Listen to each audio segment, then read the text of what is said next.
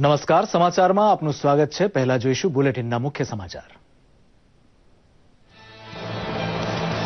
ગુજરાત કોંગ્રેસના 44 ધારાસભ્યો બેંગલુરુથી અમદાવાદ પહોંચ્યા. આવતીકાલે રાજ્યસભા ચૂંટણીમાં ખરાખરીનો ખેલ.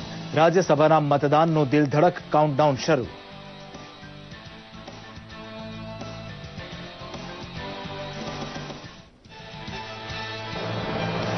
આઈટી ડિરેક્ટોરેટ દ્વારા મની લોન્ડરિંગ મુદ્દે હવાલા ડીલર તથા ટેરર ફંડિંગ કેસમાં સામેલ અલગાવવાદી નેતા શબ્બીર શાહના અંગત અસલમ વાનીની ધરપકડ. અદાલતે અસલમ વાનીને 14 ઓગસ્ટ સુધીના રિમાન્ડનો કર્યો આદેશ.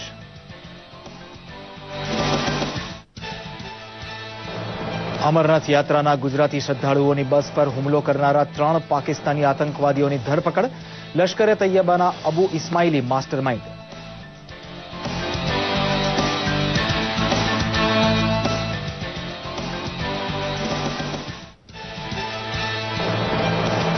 દેશભરમાં આજે ઉજવાઈ રહ્યો છે રાષ્ટ્રીય હાથશાળ દિવસ. હાથશાળથી કામ કરતા, હસ્તકલા કારીગરીથી ભરત ભરતા કે બાંધણી કામ કરતા કારીગરોની સ્થિતિ સુધારવા સરકાર કટિબદ્ધ.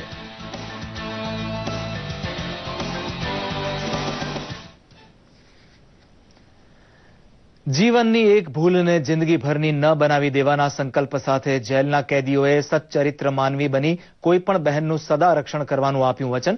સંજોગો વશાત કેદી બનેલા માનવીને રક્ષાસૂત્ર બાંધતી વિદ્યાર્થીનીઓ અને સેવાભાવી સંસ્થાની મહિલાઓ. કોલંબો ખાતે રમાયેલી બીજી ટેસ્ટ મેચમાં ભારતનો શ્રીલંકા ઉપર 1 ઇનિંગ અને 53 રને ભવ્ય વિજય. રવિન્દ્ર જાડેજાએ 5 વિકેટ ઝડપી તરખાટ મચાવ્યો. સતત 8 શ્રેણી જીતી ભારતના વિરાટ કોહલીએ સ્ટીવ વોનો તોડ્યો રેકોર્ડ. સમાચાર વિગતવાર.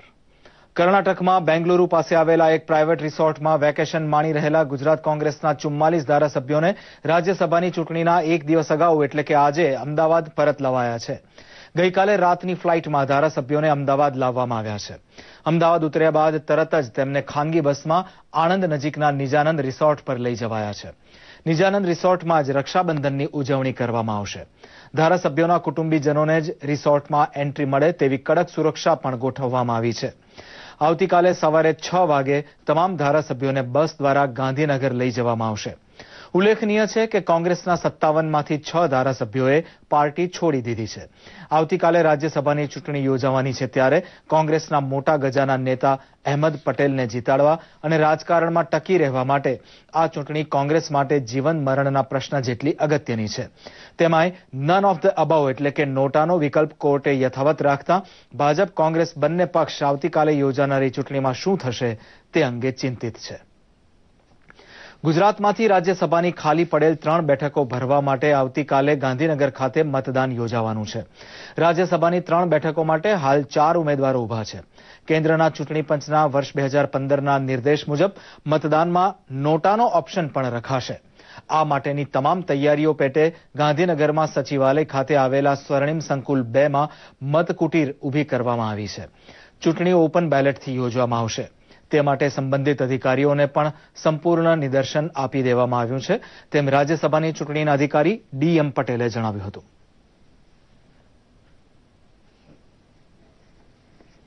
રાજ્યસભાની 3 બેઠકો ભરવા માટે ગુજરાતમાં યોજાઈ રહેલી ચૂંટણીમાં 4 ઉમેદવારો ઉભા છે. અત્યારે ઇલેક્શનને લગતી મતપત્રો છપાવવાથી માંડીને મતદાન ખંડમાં કમિશનની ડાયરેક્શન મુજબની સૂચનાઓ મુજબ જે મતકુટીર ઊભી કરવાથી માંડીને પક્ષોના અધિકૃત પ્રતિનિધિઓને કે આ ચૂંટણી ઓપન બેલેટથી યોજાનાર હોવાથી અધિકૃત પ્રતિનિધિઓને મતપત્ર બતાવીને ઉમેદવાર મતપેટીમાં વોટર્સ મતપેટીમાં પોતાનો મત નાખે એ માટેની તમામ તૈયારીઓ અમે કરી રહ્યા છીએ. એક દાયકા જૂના એક કેસમાં નાણાંનો યોગ્ય હિસાબ ન આપનાર અસલમ વાનીની એન્ફોર્સમેન્ટ ડિરેક્ટોરેટ દ્વારા શ્રીનગરથી ધરપકડ કરવામાં આવી છે. દિલ્હીની અદાલતે આ મામલો એન્ફોર્સમેન્ટ ડિરેક્ટોરેટને સોંપ્યા બાદ અસલમ વિરુદ્ધ બિનજામીનપાત્ર ધરપકડના ઓર્ડર્સ અપાયા છે. એન્ફોર્સમેન્ટ ડિરેક્ટોરેટે અદાલતને જણાવ્યું હતું કે ટેરર ફંડિંગ મામલામાં એજન્સી દ્વારા વારંવાર સમન્સ પાઠવવામાં આવ્યા હતા, પરંતુ અસલમ વાની તપાસ કે પૂછપરછમાં સામેલ થયો ન હતો. રાજ્ય પોલીસની મદદથી કાશ્મીરના ભાગલાવાદી શબ્બીર શાહ સામે ચાલી રહેલા એક દાયકા જૂના કેસને અનુલક્ષીને અસલમની ધરપકડ કરવામાં આવી છે. ઓગસ્ટ 2005ના આ કેસમાં વિગત એવી છે કે વાની પાસેથી રૂપિયા 63 લાખ રોકડ મળી આવ્યા હતા. વળી તે શબ્બીર શાહનો એજન્ટ હતો તથા હવાલા ડીલર તરીકે પણ કામ કરતો હતો. ટેરર ફંડિંગ મુદ્દે અસલમ વાની કાશ્મીર અલગાવવાદી નેતા શબ્બીર શાહ સાથે પણ સામેલ છે. અમરનાથ યાત્રા દરમિયાન અમલામ જિલ્લા પર થયેલા હુમલાનું ષડયંત્ર રચનાર 4 શખ્સોની સ્પેશિયલ ઇન્વેસ્ટિગેશન ટીમ દ્વારા ધરપકડ કરવામાં આવી છે. રાજ્ય પોલીસે આ ધરપકડને એક મોટી સફળતા તરીકે જાહેર કરી છે. કાશ્મીરના પોલીસ કમિશનર મુનીર ખાને જણાવ્યું હતું કે અનંતનાગમાં થયેલા હુમલાઓમાં લશ્કરે તૈયબાનો હાથ હતો. ધરપકડ કરાયેલા લોકોએ હુમલો કરનાર 4 આતંકવાદીઓને રહેવાની, જમવાની, વાહનોની તથા તમામ અય્યાશીની સુવિધાઓ આપી હતી. લશ્કરે તૈયબાના અબુ ઇસ્માઇલી સહિત અન્ય એક પાકિસ્તાની તથા 2 સ્થાનિક આતંકવાદીઓની ધરપકડ કરવામાં આવી છે. લશ્કરે તૈયબાનો ઇસ્માઇલી આ હુમલાનો માસ્ટરમાઇન્ડ હતો. 10મી જુલાઈએ થયેલા હુમલામાં 8 વ્યક્તિઓના મોત થયા હતા અને 18 વ્યક્તિઓ ઘાયલ થઈ હતી. યાત્રીઓની ગાડી પર હુમલો કરવા માટે શૌકત નામનો કોડવર્ડ વાપરવામાં આવ્યો હતો. Has been almost completed. We stick to that stand. Lashkar was involved and the accused are identified. Once the investigation was started, it was revealed that Ismail Code Harun, am I right? It's Harun, Code Harun, a Pakistani militant of Lashkar, along with 2 other Pakistani militants and 1 local Kashmiri Lashkar militant carried out the attack. સમગ્ર દેશમાં આજે 3જા national handloom ડેની ઉજવણી કરવામાં આવી રહી છે. National handloom ડેનો મુખ્ય સમારંભ આસામના ગૌહાટીમાં યોજવામાં આવી રહ્યો છે. દેશભરમાંથી હાથવણાટ કરનારા કારીગરો, મહિલાઓ તથા નાના પાયે ઉદ્યોગ કરનારા અનેક લોકોએ તેમાં ભાગ લીધો છે. કેન્દ્રીય કાપડ મંત્રી સ્મૃતિ ઈરાનીએ ગઈકાલે આ સમારંભનો શુભારંભ કરતા જણાવ્યું હતું કે દેશનો વિકાસ કરવો હશે તો સરકારી યોજનાઓનો લાભ ગરીબોને મળે તેવા પ્રયાસો કરવા જ પડશે. 7મી ઓગસ્ટનો દિવસ ભારતીય ઇતિહાસમાં મહત્વનો છે. આ જ દિવસે વર્ષ 1905માં સ્વદેશી આંદોલનની શરૂઆત થઈ હતી. આંદોલનનો ઉદ્દેશ હાથવણાટ કરેલી વસ્તુઓ તથા ઉત્પાદનોનો ઉપયોગ કરવાનો હતો. આજના દિવસે આ અંગેની ચળવળ શરૂ થઈ હતી. આ દિવસની મહત્તાને યાદ રાખી 7મી ઓગસ્ટને રાષ્ટ્રીય હાથશાળ દિન તરીકે ઉજવવામાં આવે છે.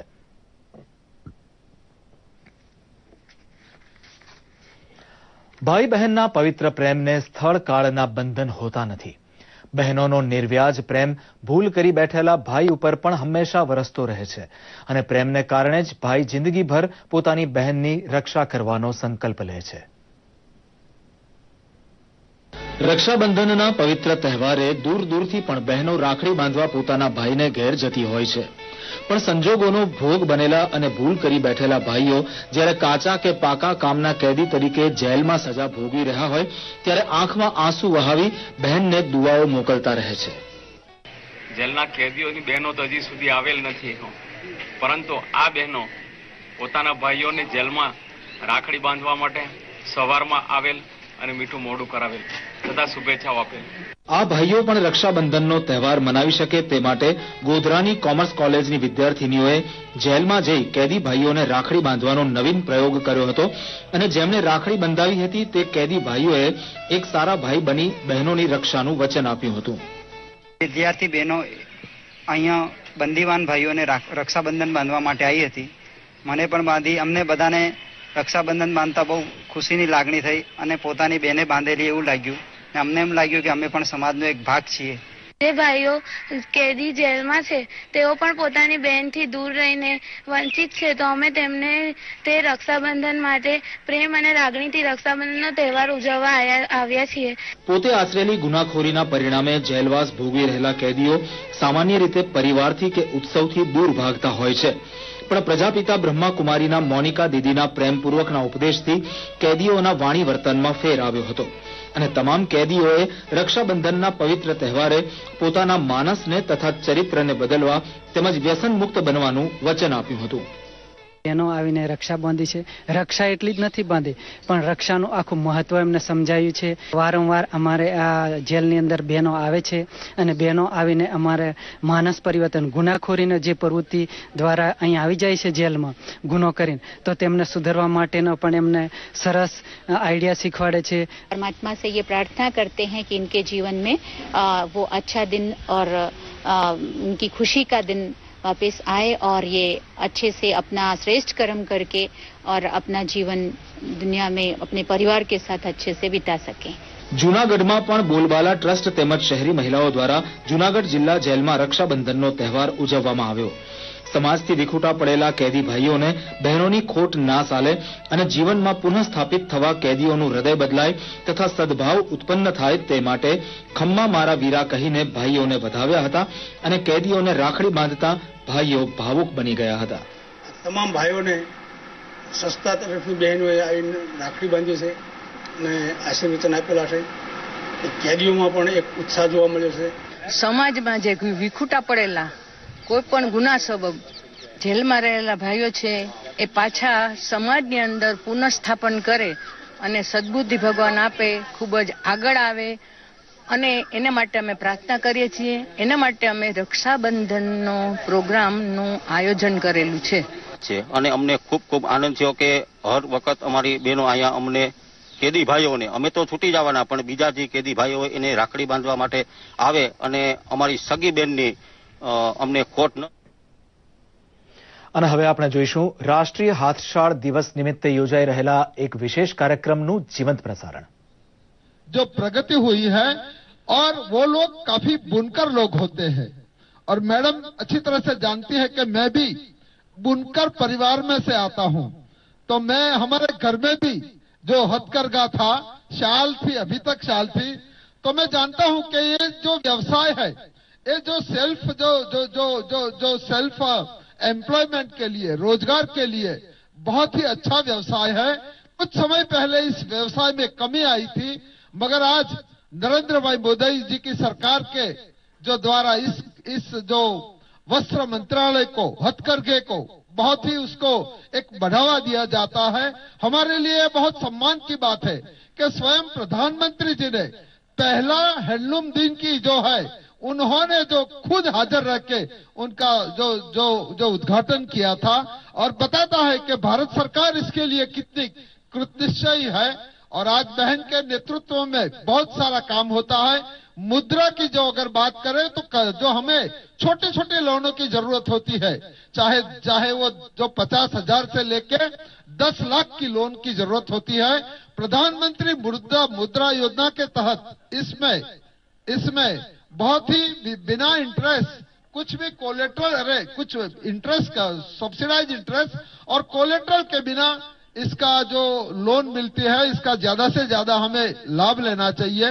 यहाँ धनजी भाई बैठे हैं जो बासरिया से हमारे हैंडलूम के उत्तर गुजरात में बहुत सारा काम करते हैं. मैं चाणस्मा से आता हूँ, वहाँ पाटन के पटोले और बहुत सारे लोग जो उत्तर गुजरात की भी एक आइडेंटिटी है, कच्छ की एक अलग आइडेंटिटी है, जो सौराष्ट्र की हैंडलूम में एक आइडेंटिटी है. मैडम यहाँ बहुत सारा पोटेंशियल है और आप जिस तरह से इस मंत्रालय को आगे ले जा रहे हो, मैं समझता हूँ कि छोटे छोटे जो लोग हैं वो गरीब लोग होते हैं, खास करके अनुसूचित जाति के लोग, अनुसूचित जनजाति के लोग इसमें ज्यादा सम्मिलित होते हैं. उनकी कुछ कठिनाई भी है. मैं एक बार आपको आके उनकी कठिनाई के बारे में भी एक ज्ञापन में आपको दूंगा, मगर आप यहाँ आई है और इसको जिस तरह से आपने बढ़ावा दिया है, मैं आपको बहुत ही आभार दोबारा व्यक्त करता हूँ. और आप दूसरी बार गुजरात से इस बार राज्यसभा में चुन के जाने वाली है, वो एक सिद्ध बात है. हेलो, जो अगर देखा जाए तो आप दोबारा गुजरात का प्रतिनिधित्व करते हैं, इसके लिए भी मैं आपको हृदय से बहुत बहुत अभिनंदन करता हूं और आपका स्वागत भी करता हूं. धन्यवाद. खूब खूब आभार माननीय एमपी साहेब सोलंकी साहेब नो. आपने खरेखर अमारा मननी बात, अमारा हृदयनी बात अमारा माननीय वस्त्र मंत्री सुधी पहोंचाड़ी छे. आपनो खूब खूब आभार. आपनी साथे सतत आ वणकर समाज जोड़ायेलो छे અને વણકર સમાજ માટે આપે આજ સુધી ખૂબ જ પ્રગતિશીલ કામ કર્યું છે. તમામ એ કામને આજે આપની સમક્ષ રજૂ કર્યું છે એ બદલ આપનો ખૂબ ખૂબ આભાર. આજના આ સમય અને સંજોગને માન આપીને હું પુનઃ વિનંતી કરીશ આપણા મુખ્ય ઉદ્ઘાટન સમારોહના મહેમાન શ્રી માનનીય કેન્દ્રીય વસ્ત્ર મંત્રી શ્રી સ્મૃતિ ઈરાનીજીને કે સમય અને એમની જે કઈ અનુકૂળતા છે એ લઈને આવ્યા છે, તો આ આજના કાર્યક્રમને અનુરૂપ બે શબ્દો કહે माननीय श्री स्मृति ईरानी महोदय. आदरणीय सभी महानुभाव जो आज इस छोटे से सभागार में उपस्थित हैं, आदरणीय जनप्रतिनिधि, आज विशेष रूप से मेरा सौभाग्य है कि भाइयों के साथ मंच पर एक बहन बैठी है और रक्षाबंधन का दिन तृतीय हथकरघा दिवस के साथ मनाया जा रहा है पूरे दिन देश में. कहीं ना कहीं ये एक धागा है जो अगर किसी की कलाई पर बांध दो तो रक्षा का सूत्र बन जाता है, और अगर बुनकर के हाथ में दे दो तो किसी के लिए वेशभूषा का एक अभिन्न अंग बन जाता है.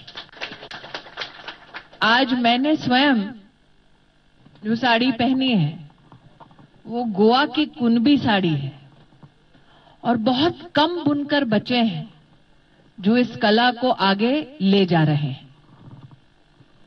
इसे पहनने से मात्र मैं उन बुनकरों भाइयों को और बहनों को नमन करती हूं जिन्होंने वर्षों से हमारी इस सभ्यता को, इस संस्कृति को, इन धागों को, इस प्रेम को, हमारे संस्कार को आज भी संजो कर रखा है. संघर्ष के कई मुकामों से जूझते हुए, गुजरते हुए, आज भी मुस्कुराते हुए वो एक वस्त्र अर्पित करते हैं, और जब उस वस्त्र को कोई खरीदता है तो मोल मात्र उस पैसे का नहीं होता, बल्कि उस वस्त्र को जब कोई हर्षोल्लास के साथ और विशेष रूप से त्योहार के दिन पहनता है तो बुनकर का चेहरा खिल उठता है कि मैं आपके त्योहारों का अंश बना हूं, आपके घर में आई हुई लक्ष्मी का स्वागत करने का अंश बना हूं, आपके घर में समृद्धि हो, छोटों को आशीर्वाद मिले, बच्चों को बड़ों का स्नेह मिले. अभिलाषा मेरी यह है कि मैं इस समग्र समाज के इन छोटे छोटे पलों का एक हिस्सा बन जाता हूं. अब अगर सरकारी तंत्र से हम बुनकर समाज के बारे में चर्चा करें तो ये मेरे लिए विशेष सौभाग्य की बात है कि एक बुनकर का बेटा आज जनप्रतिनिधि बनकर इस मंच पर बैठा है. एक बुनकर का बेटा बुनाई भी करता है और डॉक्टरी की पढ़ाई करके मरीजों का इलाज भी करता है. लेकिन जब हम 2009-10 का हैंडलूम सेंसस देखते हैं तो पाते हैं कि बुनकर समाज के बच्चे लगभग 85% बच्चे किरीट भाई हायर एजुकेशन और सेकेंडरी एजुकेशन पूरी ही नहीं कर पाते हैं. तो आप बुनकर समुदाय के एक बहुत विशिष्ट व्यक्ति हैं जो डॉक्टर भी बना और मेंबर ऑफ पार्लियामेंट भी बना. और जब बुनकर से जाकर पूछो कि बच्चे पढ़ते क्यों नहीं है तो बुनकर कहता है कि दिन रात अगर हम काम में लगे रहते हैं तो समय ही नहीं मिलता, और अगर समय मिलता है तो पैसा इतना नहीं होता है कि बच्चों को कॉलेज की, यूनिवर्सिटी की पढ़ाई करा पाए. इसलिए हमने अप्रैल 1 से भारत सरकार ने माननीय प्रधानमंत्री जी के नेतृत्व में यह निर्णय किया कि बुनकर परिवारों के लिए, विशेष उनके बच्चों के लिए जो स्कूली शिक्षा और यूनिवर्सिटी की शिक्षा पूरा करना चाहते हैं, उनके लिए भारत सरकार NIOS और IGNOU के माध्यम से मुक्त स्कूली शिक्षा और मुक्त यूनिवर्सिटी की शिक्षा के माध्यम से बुनकर परिवारों के लिए 75% की फीस हम भरेंगे ताकि बुनकर परिवार के बच्चे पढ़ लिख पाए. और NIOS ने जो स्कूली मुक्त शिक्षा करता है, उन्होंने हमारे साथ कदम से कदम मिलाते हुए ये निर्णय किया है कि जो बुनकर समाज SC, ST और विशेष बहनें हैं उनके लिए वो बाकी का 25% भरेंगे. इसका मतलब स्कूली शिक्षा अब बुनकर परिवारों में, विशेष बहनों के लिए, SC, ST समाज के लिए पूर्णतः निःशुल्क हो चुकी है. इसलिए आज मैं आप सबसे आग्रह करती हूं कि आप स्वयं भी अगर वाकई में किसी बुनकर परिवार की मदद करना चाहते हैं तो ये शिक्षा की सौगात जो भारत सरकार देने का प्रयास कर रही है, उस सौगात को आप विशेष आज प्रण लीजिए रक्षाबंधन के दिन कि रक्षा का, शिक्षा का ये सूत्र आप हर बुनकर की कलाई पर, हर बुनकर के बच्चे की कलाई पर बांधेंगे। ये सौगात आज रक्षाबंधन के दिन आप प्रण लीजिए कि हर बुनकर परिवार तक आप पहुंचाएंगे।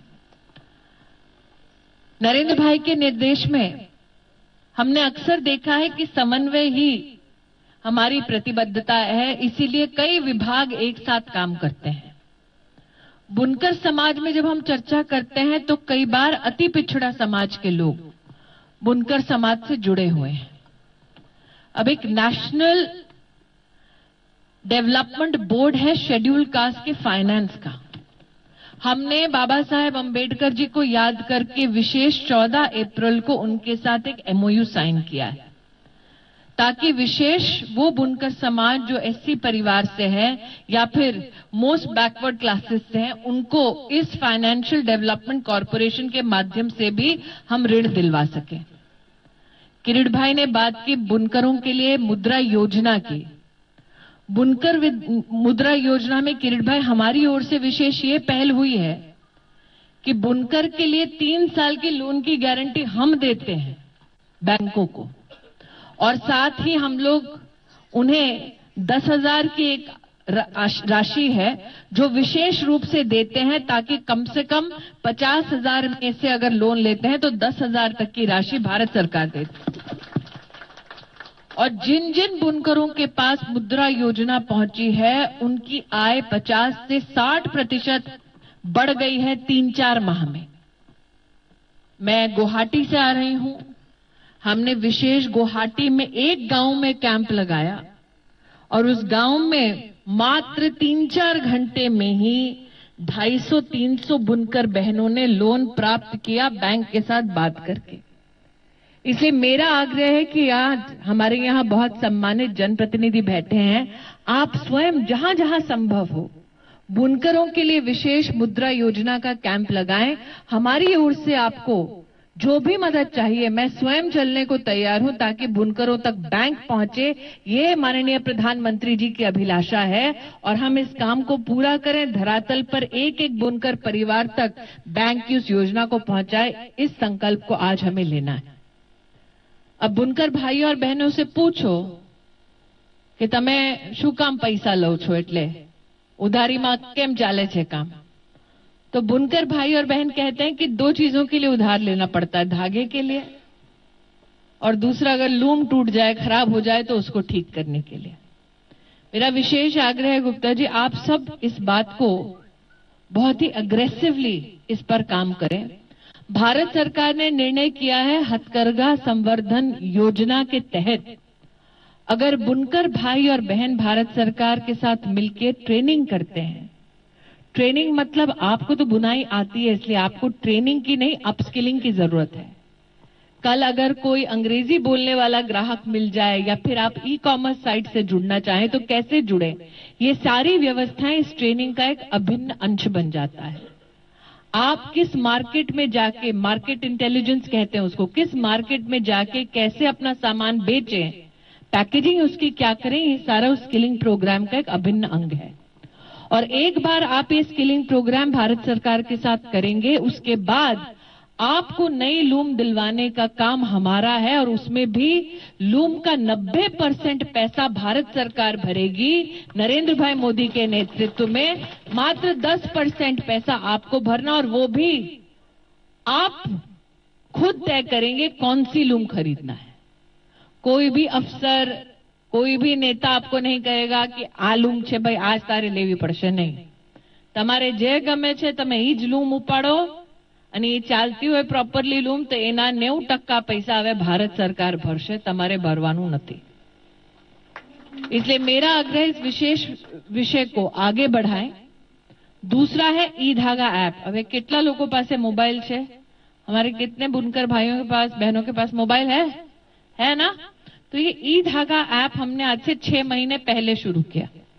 इसमें बुनकरों के लिए जो सब्सिडी जाती है धागे की, 40 किलो कोर्स कॉटन और 4 किलो सिल्क का धागा, इसकी सब्सिडी भारत सरकार देती है। कई बार बुनकरों को पता ही नहीं होता कि हमारे लिए ये सुविधा भारत सरकार ने दी है। इसीलिए हमने ई धागा ऐप के माध्यम से बुनकरों को कहा कि आप अपने मोबाइल फोन पर इस ऐप के माध्यम से धागे का ऑर्डर दे सकते हैं।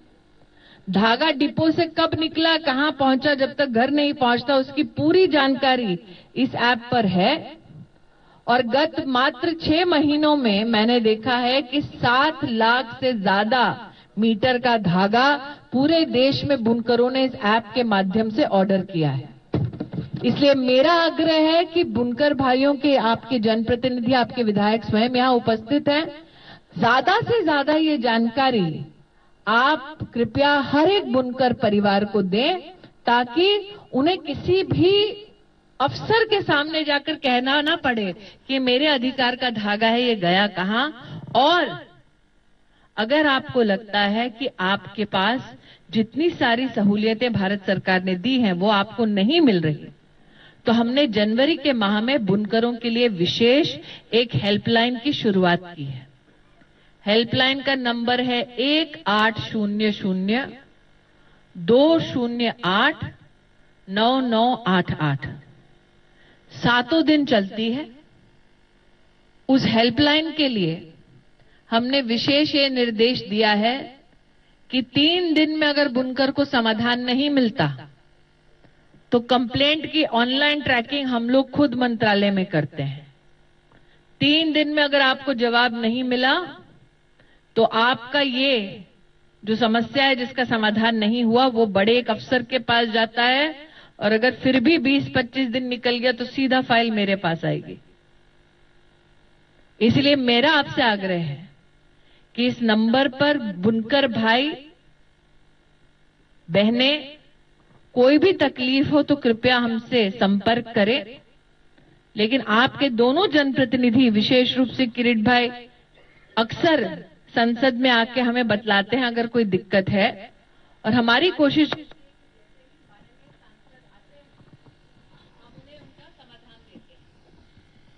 इसलिए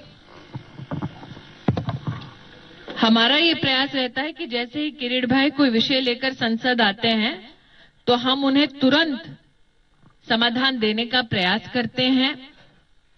मेरा अनुरोध है कि आप सब भारत सरकार द्वारा संचालित इन सभी स्कीमों का विशेष रूप से इस्तेमाल करें। आज जीआई हेल्प डेस्क भी यहां पर शुरू हो रही है। रजिस्ट्रेशन आप शुरू कर रहे हैं यहां पर लोगों से बातचीत करने का। कोशिश हमारी ये है कि विश्व भर में सबसे ज्यादा जीआई के टैग्स हिंदुस्तान को हैंडलूम और हैंडीक्राफ्ट के सेगमेंट में प्राप्त हैं, और इसको प्राप्त करने के बाद बुनकर जब अपनी इस कला की विशेषता उस इलाके के साथ स्थापित करता है तो खरीदार से वो ज्यादा मोल ले सकता है, क्योंकि वो विषय, वो सामान विशिष्ट हो जाता है, एक्सक्लूसिव हो जाता है। तो इस विषय को कैसे लोगों तक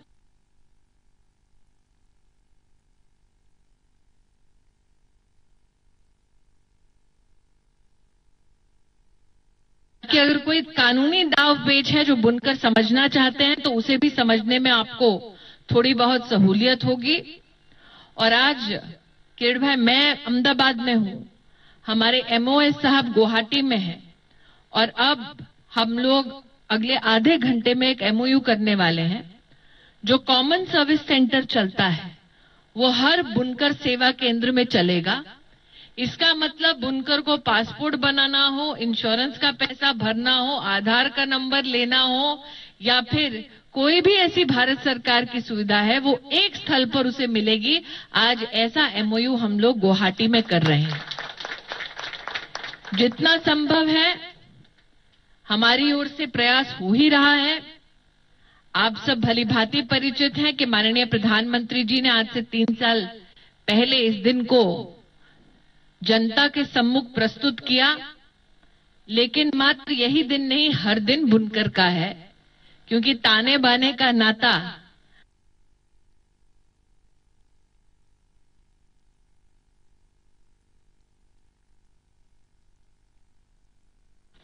आज देश में लगभग 100 स्थलों पर और रिटेल चेन्स के साथ 24 रिटेल चेन्स और 20 ई कॉमर्स साइट्स के साथ इंडिया हैंडलूम ब्रांड और बुनकर अपना विशेष काम कर रहे हैं। शुरुआत हुई है, एक नई सुबह हुई है और मैं आशावादी हूं कि आगामी समय में देश की जनता के सहयोग से आप सब दिन दुगनी रात चौगुनी प्रगति करते रहेंगे। एक बार फिर रक्षाबंधन के साथ साथ राष्ट्रीय हथकरघा दिवस की आप सबको बहुत बहुत शुभकामनाएं। मेरी ओर से प्रणाम। जय हिंद, जय भारत।